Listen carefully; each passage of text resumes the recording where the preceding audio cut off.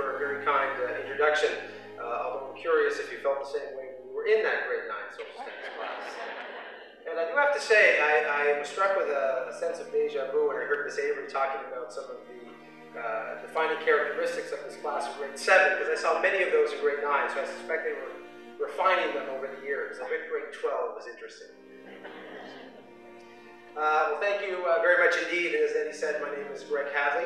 I'm a current PhD candidate and lecturer on the Faculty of Education at St. Francis Xavier University in Antigonish. But before that, I was a public school teacher who, I'm proud to say, hung my hat here in Guysborough 4 years ago when our graduating class was in grade 9. This was a bit of a full circle moment for me as I had the chance to welcome this group, in part, to high school as their social studies teacher, and now see them off as they conclude this chapter of their lives. So thank you to everyone for giving me the opportunity to return to Guysborough this evening to help mark this most joyous occasion. In particular, I'd like to thank the graduation committee and administration and staff who helped make this night possible. I know from experience that grad weeks are extremely busy, that go on one end from final exams to, on the other end, some parties, which I heard a little bit about as we were in the hallway out there. And I know that Guysborough County does that very well, so I'm sure it was a good time this week. Graduating from high school is a significant accomplishment, although one I think we take for granted in 2018. Let me briefly put this into perspective. UNESCO, the United Nations Cultural Organization, estimates that the yearly global average for students graduating from high school is just under 80%. While that number has grown significantly in recent years, the UN has placed a target of 90% for the next decade. In many locations around the world, education is a luxury placed out of reach for far too many for a variety of reasons. All the graduates here tonight should indeed be proud of reaching this milestone and completing this phase of their education. I thought very hard about my remarks here tonight, for I sat through far too many overly cliched and preachy convocation addresses. In preparation, I watched more than a few YouTube videos, listened to a few podcasts, and read some inspirational literature, and I uncovered some great messages in those addresses.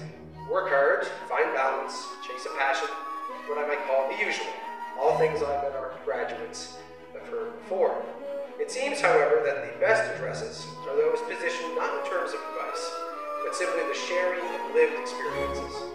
I have been fortunate to have lived a privileged life, and I've picked up a few learnings along the way, some of which I'm happy to share with our graduates here tonight in 3 parts, in the hope that they may find some value. Part 1, on rejection. I understand that citing a famous quote is common during a graduation address, so I will share with you one of the great lines of the literary world, a personal favorite of mine. The author of this quote is unknown, but it has certainly withstood the test of time. You will. Dear Mr. Hadley, we thank you for your application, but unfortunately you have not been selected as a successful candidate for this competition. We encourage you to watch for future opportunities and wish you the best. Thank you. I have read those sentences more times than I care to count. I've been rejected for jobs, scholarships, fellowships, and volunteer opportunities. How does one even get rejected for a volunteer opportunity? I joke that I've been turned down more than the beds at the DeBar Manor. Truth be told, rejection is difficult, and I struggled with every single one of those so polite Dear John letters. And I'm sure that our graduates can relate to at least some of that. And if you can't, you will. We are living in hyper-competitive times. You will compete for spots at school, scholarships, jobs, where you want to live, work projects, and it's unlikely that you will be the successful candidate in everything that you do. And when that happens, there are 2 types of reactions that you can adopt. This comes from the work of Glenn Trimaldi, we often cite in St. Edmunds. Acceptance or resilience. Acceptance does simply not mean nodding, moving on. Acceptance means a willingness to internalize rejection and embrace the belief that you're not good enough. In essence, you willfully accept that you cannot attain the goal that you're working to reach. This reaction, Trimaldi argues, is both harmful and debilitating, and often stops people from finding ways to use their many talents and abilities. Resilience, on the other hand, means swallowing that bitter pill, then finding a way to be better, and maybe even trying again. As Winston Churchill said, success is going from failure to failure without losing your enthusiasm. So I would encourage you to push through the inevitable adversity that you'll face in your life. Instead of internalizing rejection, internalize confidence, enthusiasm, and belief in your considerable abilities. There are far too many game changers out there who will never reach their full potential because of the way you react to a setback. Each of you are full of talents, and I've seen them as your teacher. Find a way to use them. Part 2, on opportunity. I have always marveled at those people who always seem to make the right moves, the ones who regularly conquer their goals, have great social and economic mobility, and are able to live a life on their terms. I have purposely sought out people who fit this description and try my very best to engage with them. I've also done some reading on the topic.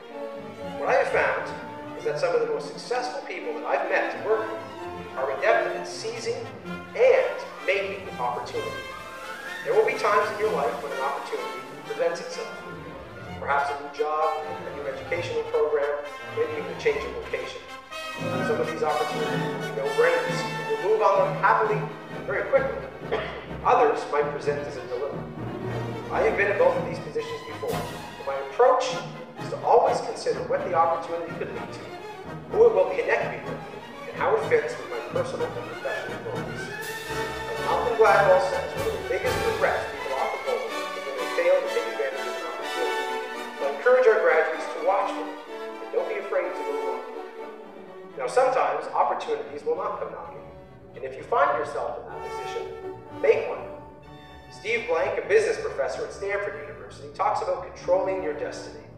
He argues that achieving success, however you define it, includes, in part, the ability to, and I quote, market yourself, create networks of support, and show initiative. When one does this, you have the ability to chart your own course. A dear friend of mine is a great example of this. Stuck in what he considered to be a dead-end job in sales, which was neither stimulating nor fulfilling, he decided to quit and start a clothing company specific to fitness enthusiasts, an area he knows very well. He started his business, traveled around Canada and the United States, networking with movers and shakers in the industry, and slowly built a foundation of support. He linked himself with a brand that uses knowledge of health and fitness strategically and purposefully. In 4 years, he has built a successful business, one that allows him, as he says, to live the kind of life he doesn't need a vacation from. You are your best advocate. If you want something more in your life, make an opportunity and find a way to get it. Part 3, on home. One of the areas that I research at St. FX is the health of rural communities in Nova Scotia, which are, unfortunately, facing a few challenges these days. Many once vibrant, small, rural towns are confronting a multitude of issues stemming from, ultimately, depopulation. This is a true shame and reflects, I think, the belief that to make something of your life means leaving a small town. This is simply not true. I do accept that your ambitions may take you to places outside of Guysborough, Larry's River, Boylston, or even Nova Scotia. And in fact, I've always encouraged young people to travel the world or go to a place where you can obtain an excellent education or job. These are important things to do. There's a wonderful richness that comes from leaving and exploring new locales. But even as you do this, remember your hometown. Remember that there's a wonderful life waiting for you there should you want it. Remember that opportunity can exist anywhere. This has been proven to me a great deal lately. Recently, my wife, children, and I bought a camper.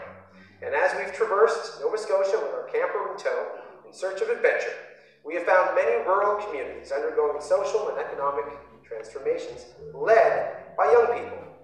Perhaps down the road, some of you will do the same. The ancient Romans, for example, understood the importance of staying connected to one's roots. The god Janus is usually depicted as having two faces, one that looks to the future and one that looks to the past, was something a wise professor introduced to me many years ago.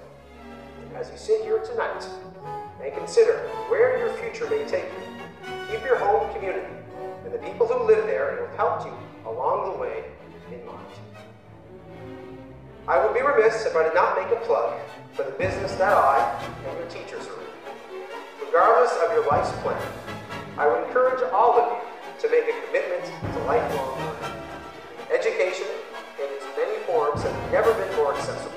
There will always be an opportunity to engage in further study, to obtain an upgrade or certificate, or further hone your craft. There is such satisfaction in continuing your education, both professionally and personally.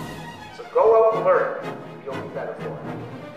I want to thank everyone most sincerely for the chance to speak here tonight. It's been a true delight reconnecting with the class of 2018, many former colleagues and friends. I was so pleased to read the list of where all of you plan to go down the road, and it does fill me, and I know your teachers, with so much pride to see so many bright teachers here on the stage this evening. So I wish you all my very best and my wholehearted congratulations as you graduate from high school tonight and formally become the class of 2018. Thank you.